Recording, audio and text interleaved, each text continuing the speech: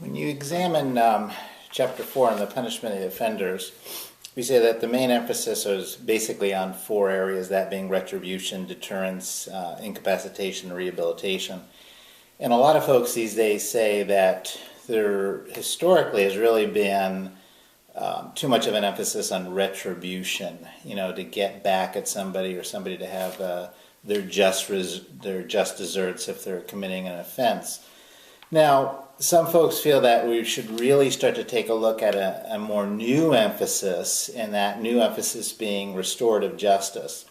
I say new, but a new emphasis is really, in a sense, a bit of a misnomer, because the concept of restorative justice really goes back several hundred years. In fact, you could document and look back to the time of the Middle Ages in the 1200s, 1300s, with the concept of Wergild. Now, earlier in your text, in terms of looking at our history, we know that Wergild was basically meaning the literal translation of man money.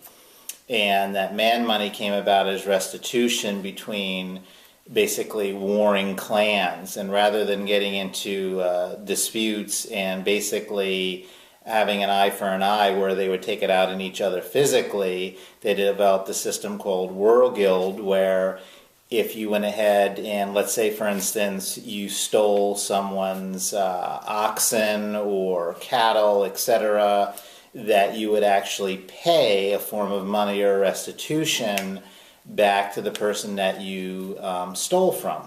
So in that sense, what you basically did is you repaired a harm to the victim of your offense. That in and of itself is really, when we talk about restorative justice, that's really the foundation of restorative justice. Restorative justice is repairing the harm or fixing the harm that's been done to the victim. And again, the important thing here is that the focus is really on the individual victims.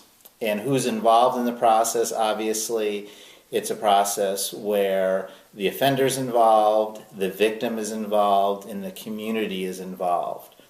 The offender has to be willing, first and foremost, to admit to the offense. So in other words, this is not a situation where it's an adversarial process where we're going to court and the offender's basically saying, hey, state of Alaska or whichever court system, you prove that I did this offense. The burden of proof is actually on you.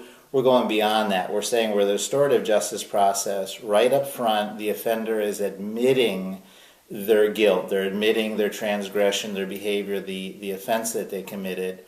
And then again, the victim, for their part, him or her, whatever the case may be, is accepting of that person's willingness to enter into a restorative process. And the victim, really, in terms of recognition, the victim needs to very clearly be able to tell the offender what would need to happen in very concrete terms to fix or repair the harm that's been done.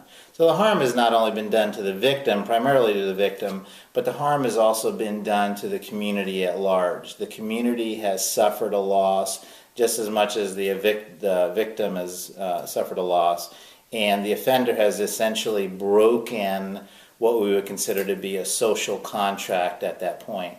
And that's very key in the fact that that offender is recognizing breaking the social contract and recognizing the fact that they're going to need to take definitive action to go ahead and to repair the harm.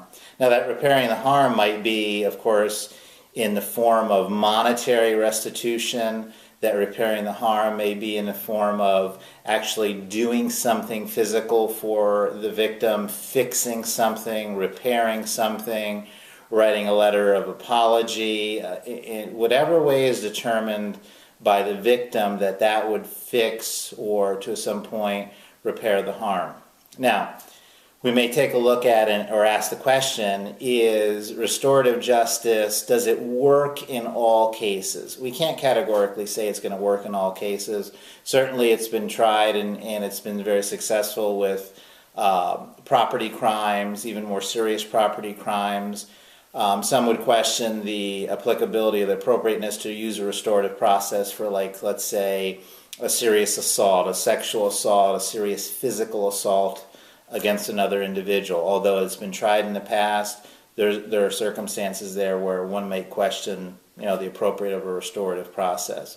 But for the most part, when we're talking about lower level crimes, certainly misdemeanors, certainly crimes that are property crimes in nature, and of course, if we look statistically, the large majority of crimes are property crimes, it seems to be an appropriate thing to do at that point. So I guess one question to think about, and as you read through chapter 4, is to think about if you were the victim, let's say, of a property offense, of a property crime, would you be willing to enter into a restorative justice process? Would you be willing to meet with an offender and go ahead and hammer out what you see would be necessary to repair the harm for yourself? And that may be in a property crime case where somebody vandalized your property. Let's say you were the victim of a breaking and entering, victim of burglary, where you really felt that you were violated. You were certainly violated. Would you be willing to enter into a restorative agreement with an offender? That's a big question. It's a question to ponder during our discussion here in chapter 4.